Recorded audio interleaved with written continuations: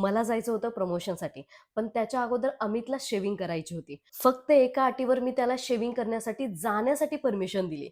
मी पण hair wash करणार, तेही सॅलूनमध्ये. कारण मला दुसऱ्या दिवशी सकाळी लवकर प्रमोशनसाठी जायचं होतं. मग मला हेअर वॉश करणं पॉसिबल नव्हतं.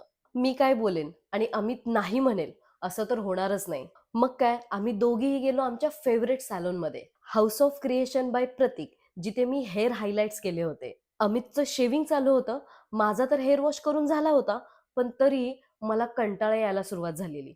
मग काय, मी परत विचार केला की मी हेअर कट करते आणि करून पण टाकला. माझं ना असं असतं, ठरवायचं की लगेच करायचं.